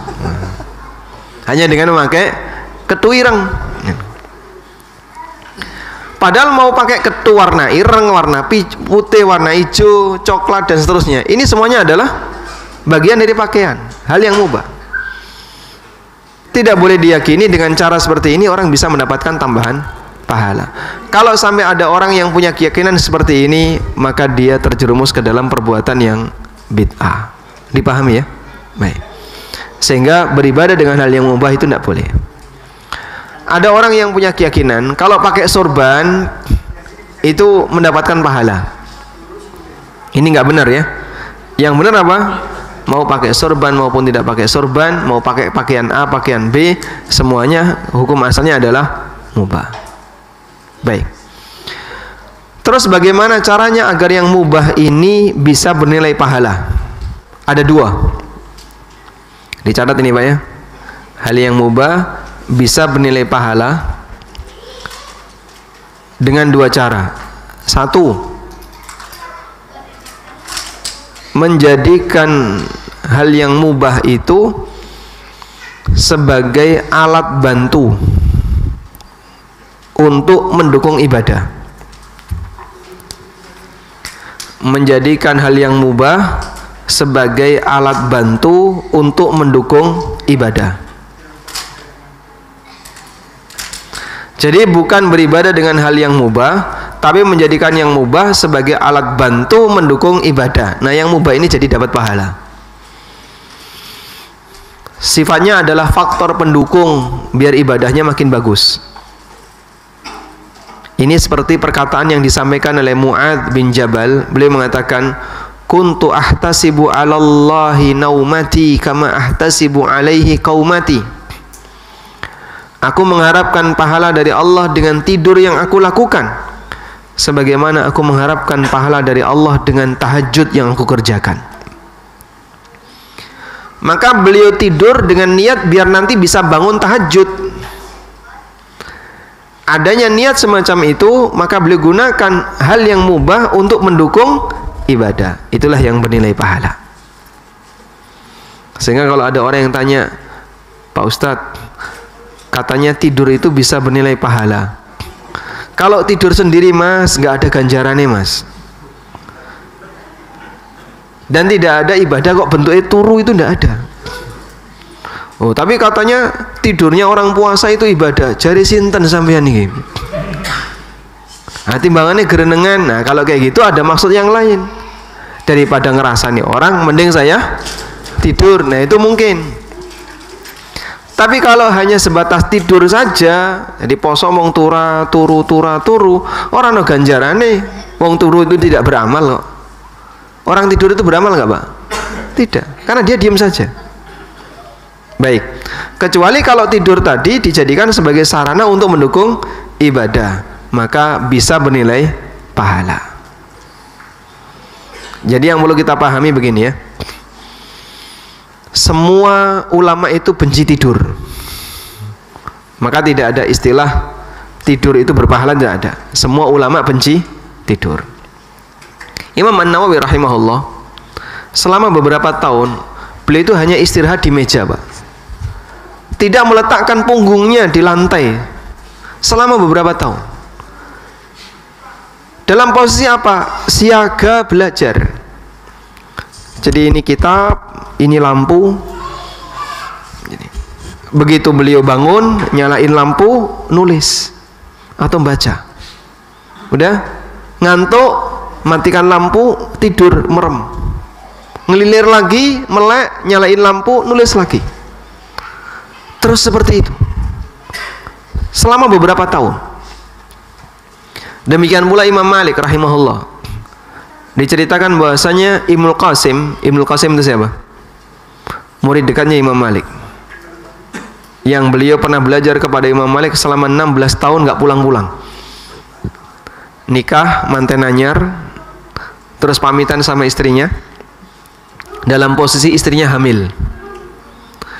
Dulu saya sudah punya rencana untuk belajar kepada Imam Malik, dan saya ingin mewujudkan tekad itu.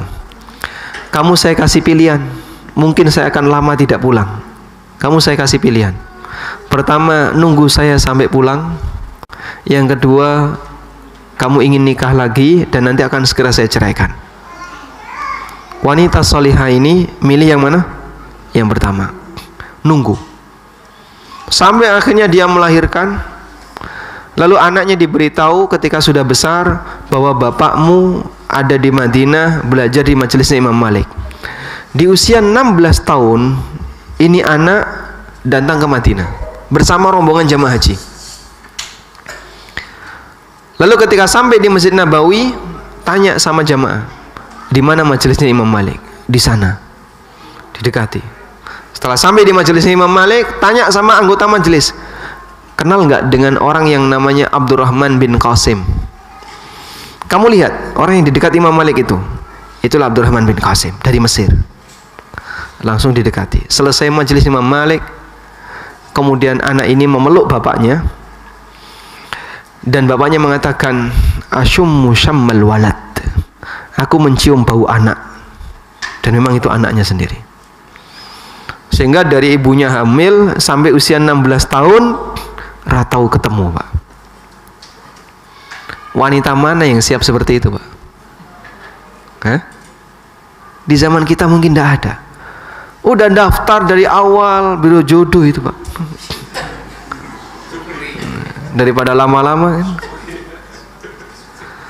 Sehingga dalam posisi ini dia tidak akan betah untuk kemudian hidup sendirian. Itu selama 16 tahun. Bahkan lebih ya. Karena 16 tahun kan usia anaknya. Berarti usia perpisahannya dengan suaminya bisa lebih dari 16 tahun. Subhanallah. Sampai akhirnya Abdurrahman bin Qasim menjadi ulama kibar. Dan beliau menyebarkan ilmu di Mesir, sehingga Mesir diwarnai dengan madhab Malikiyah. Makanya pada waktu Imam Syafi'i datang ke Mesir, Mesir itu sudah terwarnai dengan madhab Malikiyah. Sehingga Imam Syafi'i itu dulu disebut memecah belah umat, karena menyampaikan hal yang berbeda yang tidak pernah disampaikan oleh Imam Malik. Ada beda ijtihad antara Imam Syafi'i dengan Imam Malik. Dan disebutkan dalam sebagian riwayat Imam Syafi'i itu kan dipukul ya, dipukul. Dan itu yang menyebabkan beliau itu sakit sampai mengantarkan kepada kematian. Maka sebenarnya perjuangan para ulama kurang lebih mereka yang namanya terangkat di permukaan, Imam Ahmad, Imam Syafi'i, Abu Hanifah, Imam Malik, rata-rata pernah mengalami ujian fisik. Abu Hanifah pernah dipukul, dipenjara. Imam Ahmad ketika mempertahankan akidah Al-Quran bukan makhluk. Imam Syafi'i juga sama ketika beliau di Mesir. Imam Malik dipukuli sampai tangannya nggak bisa diangkat. Rata-rata mereka adalah ulama-ulama kibar yang dulu waktu hidup punya ujian yang menimpa fisiknya. Tayyib. Tadi sampai mana tadi? Hah? Mendukung ibadah. Sekarang kita beralih yang kedua. Mubah bisa menilai pahala. Mubah bisa bernilai pahala. Yang kedua adalah ketika menghalangi seseorang untuk berbuat maksiat. Sehingga pada saat dia mengambil yang mubah itu menyebabkan dia tidak berbuat maksiat, maka yang mubah itu bisa bernilai pahala. Sebagaimana disebutkan dalam hadis, Nabi SAW bersabda, wa fi bud'i ahadikum sadaqah. Dalam hubungan badan yang kalian lakukan ada nilai sedekah. Wa fi bud'i ahadikum sadaqah. Dalam ibadah dalam hubungan badan yang kalian lakukan ada nilai sedekah. Sahabat tanya, ya Rasulullah, ayati ahaduna syahwatahu wa huwa lahu bihi ajrun? Apakah ketika ada orang yang menunaikan syahwatnya terus dia bisa mendapatkan pahala? Lalu Nabi SAW bertanya kepada orang ini, ara'aita law wada'aha fil haram a'alaihi wizrun? Kalau dia letakkan itu kepada yang haram dapat dosa enggak? Iya. Fakadzalika law wada'aha fil halal, maka demikian pula ketika dia letakkan pada yang halal dia akan dapat pahala. Sehingga ketika Bapak Ibu bekerja dengan tujuan biar tidak mengambil harta haram, maka insya Allah kerja itu jadi pahala. Bapak-bapak bekerja untuk mencukupi kebutuhan nafkah keluarganya, atau misalnya belum menikah lalu dia bekerja biar dia tidak terjerumus ke dalam yang haram, maka apa yang dia lakukan akan berubah menjadi pahala sesuai dengan niatnya. Baik. Lalu ada perkara yang mubah yang bisa mengantarkan kepada sesuatu yang terlarang. Kata kuncinya dua. Pertama israf, kedua tabdzir. Pertama israf, yang kedua tabdzir. Mubah bisa bernilai dosa kalau berlebihan, israf. Sehingga misalnya ngepit berlebihan dari Anyer sampai Panarukan, terus balik lagi. Ini ngapain orang kayak gini? Kecanduan ngepit, Pak. Ya enggak boleh, ini terlalu berlebihan. Tahu ngepit? Main sepeda. Pit-pitan maksudnya sepedaan. Ada orang main sepeda dari Anyer sampai Panarukan atau dari mana sampai mana hanya untuk tujuan hiburan.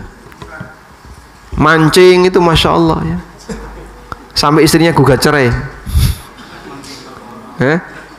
Gara-gara suaminya senang mancing. Mereka kan punya slogan ya, omah muring tetap mancing. Nggak bisa diterjemahkan itu, Mas. Baik. Nah yang kayak gini sudah sampai pada tingkatan israf, berlebih-lebihan. Kalau ada orang yang dia melakukan hal yang mubah sehingga menyebabkan israf, maka dia berdosa. Duren sampai bludak duren, sampai muntah-muntah duren, ini israf. Seperti ini dosa. Baik. Karena Allah Subhanahu wa taala mengatakan wala tusrifu innahu la yuhibbul musrifin. Jangan kamu berbuat israf karena Allah tidak menyukai perbuatan israf. Yang kedua tabdzir. Tabdzir. Wala tubadzir tabdzira. Innal mubadzirina kanu ikhwanasy syayatin. Jangan melakukan tindakan tabdzir karena tabdzir itu temannya setan. Orang mubadzir itu temannya setan. Apa itu tabdzir? Tabdzir adalah menggunakan hal yang mubah untuk berbuat maksiat. Menggunakan hal yang mubah untuk berbuat maksiat. Perbedaan antara israf dengan tabdzir, kalau israf itu menggunakan hal yang mubah untuk sesuatu yang mubah melebihi batas yang mubah. Itu israf. Kalau tabdzir menggunakan hal yang mubah untuk perbuatan maksiat, itu tabdzir. Allah sebut orang yang berbuat tabdzir temannya setan. Baik. Ada nggak orang yang israf ketika bekerja? Ada. Kapan itu? Sampai dia menelantarkan kewajiban. Kerja sampai menelantarkan kewajiban, itu israf. Berlebihan dalam menggunakan waktu kerja. Kalau lembur ya tergantung kebutuhan ya. Kalau dia tidak sampai menunaikan kewajiban, tidak sampai menelantarkan kewajiban, insya Allah tidak masalah. Wallahu alam. Kemudian yang kedua, apa tadi Pak? Yang kedua Pak? Memaafkan diri sendiri dan masa lalu yang mungkin memaafkan diri sendiri berkaitan dengan masa lalu yang penuh dengan kesalahan. Yang perlu untuk dibahas bagian mana? Konsep yang benar atau kaidahnya dalam memaafkan tadi. Intinya begini ya, musibah yang menimpa manusia itu kan ada dua. Ada musibah yang menimpa fisiknya, musibah materi, dan musibah materi Allah sebutkan di Al-Baqarah ada 4. وَلَنَبْلُوَنَّكُمْ بِشَيْءٍ مِنَ الْخَوْفِ وَالْجُوعِ وَنَقْسٍ مِنَ الْأَمْوَالِ وَالْأَنْفُسِ, ada 5 berarti ya, وَالثَّمَرَاتِ. Allah akan menguji kalian dengan adanya rasa takut, wal-ju', rasa lapar, wa naqsim minal amwal, hartanya berkurang, wal anfus, jiwa berkurang. Maksudnya jiwa berkurang itu apa Pak? Ada anggota keluarga yang meninggal, wasamarat, dan buah-buahan. wa basyiris sabirin. Ini secara umum ujian fisik. Sudah? Yang kedua ada ujian non fisik, yaitu perbuatan dosa. Baik ujian fisik maupun ujian non fisik tidak boleh dijadikan alasan untuk menjadi lebih baik. Sehingga orang tidak boleh gara-gara dia dapat musibah lalu tidak mau berbuat taat. Contoh, gara-gara bojone mati akhirnya ra gelem jilbaban. Ada kayak gitu, Pak? Gara-gara sakit terus ra gelem sholat. Ada, Pak? Gara-gara ekonominya hancur akhirnya dia main riba. Ada? Banyak. Bahkan ada juga ketika orang ekonominya hancur terus dia ngerampok dan aneka perbuatan maksiat yang lain. Maka ini musibah dunia yang mengantarkan kepada musibah akhirat. Dan musibah nomor 2 lebih berbahaya dibandingkan musibah yang pertama. Sudah? Karena itu musibah seperti ini dalam Islam kita diajarkan lupakan. Musibah fisik itu lupakan, jangan diingat-ingat terus, karena mengingat musibah fisik itu memperbarui kesedihan. Akhirnya sedihnya berulang lagi, sedihnya berulang lagi. Akhirnya lebih banyak sedih daripada syukur. Nah, disinilah pendekatan yang saya gunakan ketika menyampaikan kepada masyarakat. Kenapa sih kita melakukan peringatan kematian? Peringatan kematian itu kan sama dengan mengulang kesedihan. Udah, keluarga yang sudah meninggal saya sudah ikhlaskan. Ini bukan perpisahan selamanya. Anda masih punya peluang untuk ketemu yang kedua, yaitu di akhirat. Jangan diperingati terus. Hari kesekian peringati lagi sampai terakhir nyewu. Di hari yang ke-1000. Terus haulnya tiap tahun, peringatan lagi. Itu sama dengan mengulang kesedihan. Apa manfaatnya kesedihan diulang? Jadi orang tidak produktif. Saya pakai pendekatan ini untuk menyampaikan ke mereka. Kalau pakai dalil nggak bisa. Ini daripada tuduhannya macam-macam. Kita kalau mendapatkan musibah kan seharusnya dilupakan, bukan apa? Diingat-ingat. Dan peringatan kematian itu mengenang musibah. Baik. Yang kedua, berkaitan dengan musibah non fisik, yaitu perbuatan maksiat yang dulu pernah kita lakukan dan seterusnya. Batasannya bagaimana? Pertama, kita bertaubat kepada Allah, sudah. Setelah itu jangan dikenang, lupakan. Sehingga jangan diungkit dan jangan menjadi sebab kita menjauh dari rahmat Allah. Ada sebagian orang yang dia jauh dari rahmat Allah gara-gara seperti ini. Apakah saya sudah pantas untuk pakai jilbab, Pak Ustadz? Lah kenapa?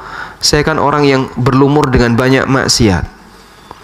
Sehingga dia merasa karena sudah berlumur dengan banyak maksiat, saya kok rasanya sudah tidak layak lagi untuk pakai jilbab. Biar saya tidak disebut sebagai penipu atas nama agama. Godaan setan, Pak, dia. Sehingga dia ditipu dengan setan, lalu dia merasa putus asa dari rahmat Allah. Maka Allah ingatkan, wala tayasu min rahmatillah. Jangan kamu berputus asa dari rahmat Allah. Innallaha yaghfirudz dzunuba jami'an. Sesungguhnya Allah mengampuni semua dosa. Ada beberapa pemuda ketika kita ingatkan, lah monggo jenengan ngaji, aku wis isin. Maksudnya pripun? Saya sudah malu, sudah banyak berlumur dengan maksiat, ini badan kotor, mau ke masjid itu malu. Akhirnya tidak ada keinginan baik untuk bertobat, bahkan semakin jauh dan semakin mursal, semakin lepas. Maka kita sampaikan, innallaha yaghfirudz dzunuba jami'a. Allah mengampuni semua dosa. Semua orang punya peluang untuk diampuni oleh Allah. Gak usah takut. Tapi badan saya penuh dengan tato, Pak. Gak apa-apa. Di masjid bukan syarat tatonya dibersihkan. Gak ada masjid yang bertuliskan yang bawa tato taruh di luar, itu gak ada. Kalau jas hujan jangan bawa masuk, ada, Pak. Tapi kalau syarat seperti ini tidak ada. Boleh nggak, Pak, saya sholat badan saya bertato, mukanya penuh dengan tato? Monggo. Tapi saya tidak bisa membersihkan ini. Bertahap, santai saja. Yang penting pokoknya Anda mau serius bertobat. Dan banyak orang seperti itu, Pak. Beberapa orang jalanan yang hidup dalam kondisi kelam yang kata dia gelap gulita, dia itu sudah menyerah dengan keadaan. Hidup saya sudah ditakdirkan kayak gini, ya sudah, gimana lagi? Mau balik lagi, rasa malu menghalangi dia karena dia merasa sudah berumur dengan dosa, sehingga akhirnya tidak ada keinginan bagi dia untuk bertaubat kepada Allah. Ya wes, masa silam itu menyebabkan dia putus asa dari rahmat Allah. Maka Allah ingatkan, wala tayasu min rahmatillah, innallaha yaghfirudz dzunuba jami'an. Allah Subhanahu wa taala berfirman, qul ibadiyalladzina asrafu ala anfusihim la taqnatu min rahmatillah, innallaha yaghfirudz dzunuba jami'a. Katakan wahai Muhammad kepada orang yang telah melampaui batas pada dirinya sendiri, jangan putus asa dari rahmat Allah, karena Allah mengampuni seluruh dosa. Baik. Nah, kalau sudah mohon ampun kepada Allah, tidak perlu diungkit lagi, karena jadinya mengungkit kesedihan. Ada sebuah hadis berikut ya, mungkin Bapak Ibu sudah pernah mendengar. Nabi Musa berdebat dengan Adam. Pernah dengar ini? Hajja Adamu Musa. Adam mengalahkan debat dengan Musa. Musa mengatakan kepada Adam, wahai Adam, gara-gara kamu kita jadi keluar dari surga. Lalu kata Adam, apakah kamu menyalahkan aku untuk sebuah perbuatan dosa yang telah ditulis oleh Allah 50.000 tahun sebelum Allah menciptakan langit dan bumi? Yang ini dipahami oleh para ulama seperti penjelasan Syekh Utsaimin. Adam alaihissalam menyalahkan Musa karena dia menyalahkan dirinya dengan musibah berupa dosa yang pernah dia lakukan ketika di surga. Sebab dosa itu sudah ditaubati oleh Adam. Kok kamu ngungkit-ngungkit lagi? Wong saya sudah bertobat dan tobatnya sudah diterima oleh Allah Subhanahu wa taala. Baik. Sehingga untuk masa silam yang seperti ini, yang lebih penting adalah jangan takut untuk bertobat. Mendekatlah kepada Allah, karena Allah mengampuni seluruh dosa, dan apabila sudah ditobati, udah lupakan, gak usah dikenang. Wallahu a'lam.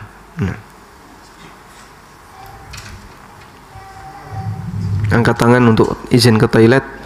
Oh, enggak. Hah? Oh, mau tanya, Masya Allah.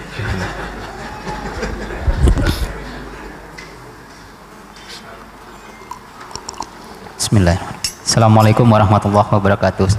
Waalaikumsalam warahmatullahi wabarakatuh.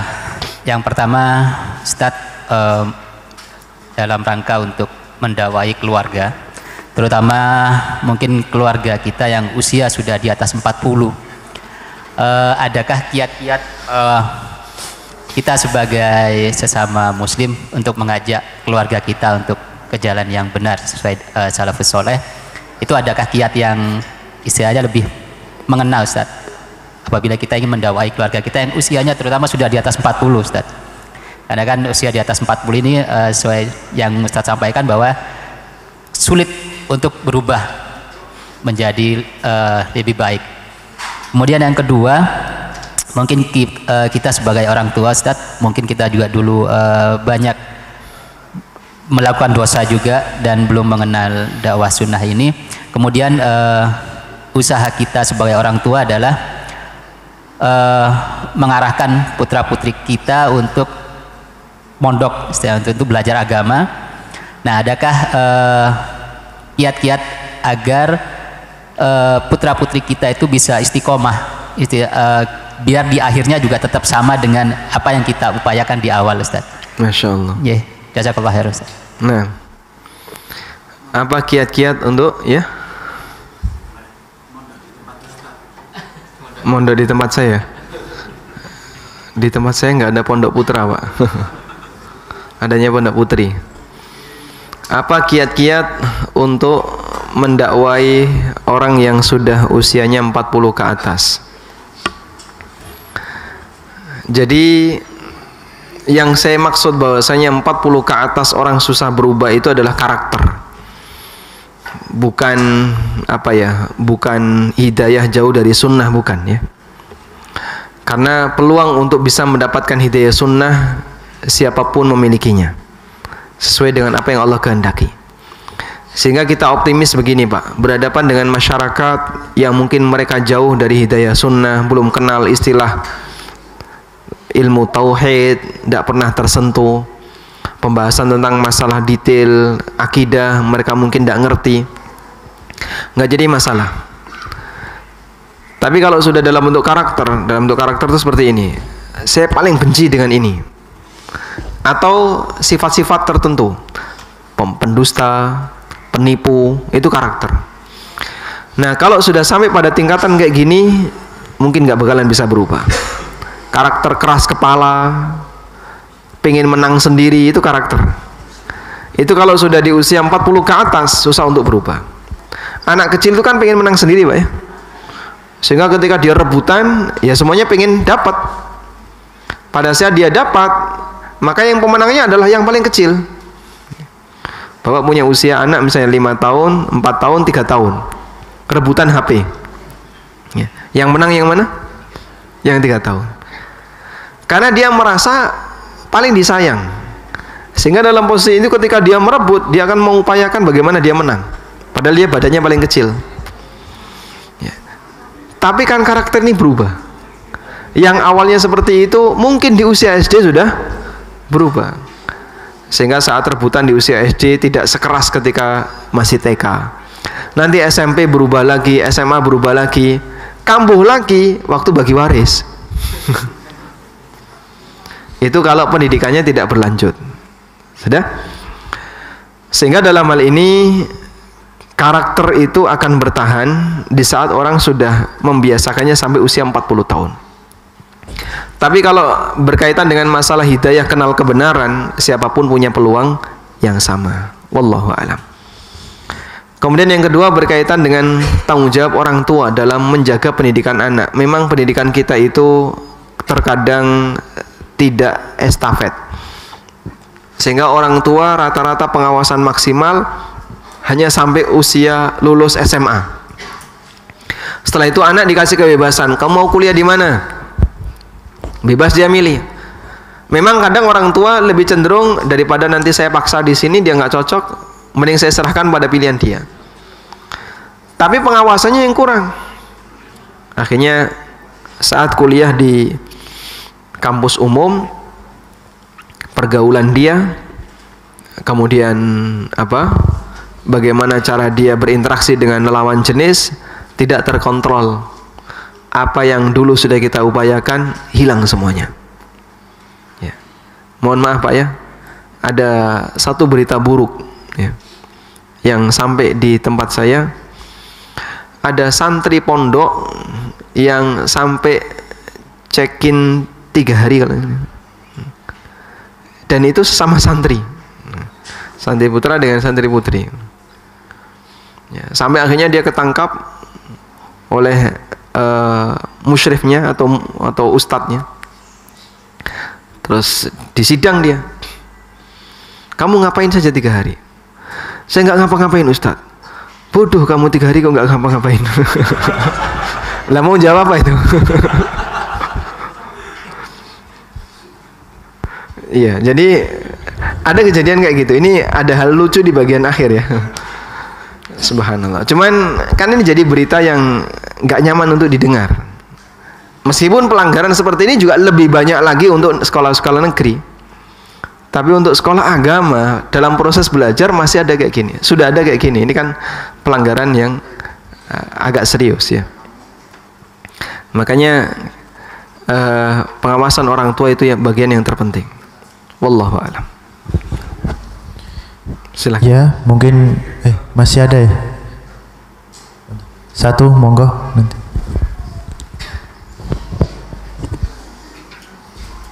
Bismillah. Assalamualaikum warahmatullahi wabarakatuh.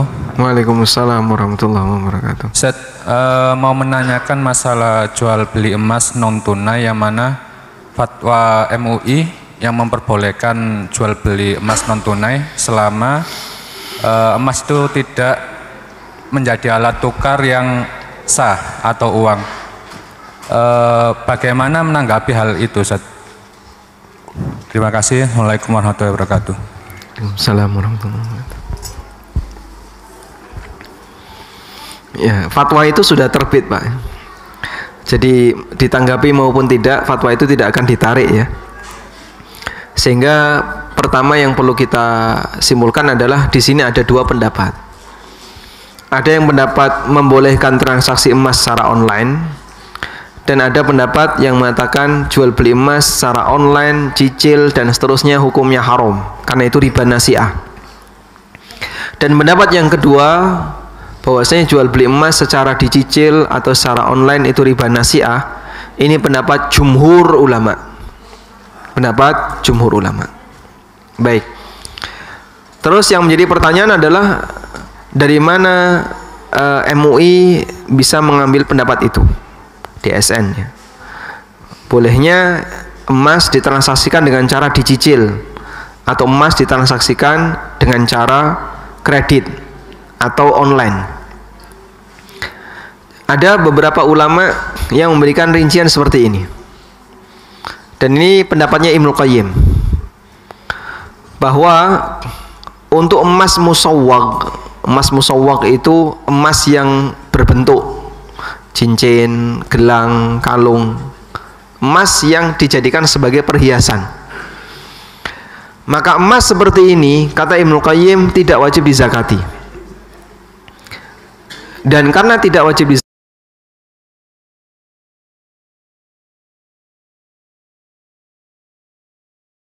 yang berbentuk sudah tidak lagi berubah alat tukar.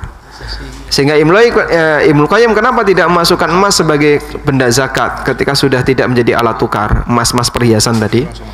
Karena yang wajib dizakati itu yang alat tukar, dirham, dinar. Tapi kalau sudah berubah jadi yang lain, dia bukan alat tukar, sehingga tidak wajib dizakati. Tapi pendapat jumhur, semua emas wajib dizakati. Wallahu a'lam. Ya, mungkin para jamaah kita selesai dulu kajian bersama Ustadz Aminur Baiz, karena habis ini ada kajian lagi mungkin dari sesi tanya jawab, khusus sesi tanya jawab bersama Ustadz Muhammad Abdul Twasikal dan Ustadz Aminur Baiz. Jadi para jamaah sekalian, sembari menunggu kajian atau tanya jawab, sesi tanya jawab, bisa istirahat sebentar karena kita akan langsung menyambung kajian bersama Ustadz Muhammad Abdul Twasikal serta Ustadz Aminur Baiz. Dan para jamaah sekalian, mungkin itu yang dapat kami sampaikan, dan alhamdulillah kita mendapatkan ilmu yang bermanfaat dari guru kita yaitu Ustadz Aminur Baiz. Dan kita bersyukur kepada Allah karena pagi ini kita bisa belajar ilmu agama bersama guru kita. Dan mungkin kita akhiri sesi kajian pada pagi hari ini, dan nanti sebentar lagi kita lanjutkan sesi tanya jawab bersama Ustadz Muhammad Abdul Twasikal dan Ustadz Aminur Baiz. Dan nanti pertanyaan bisa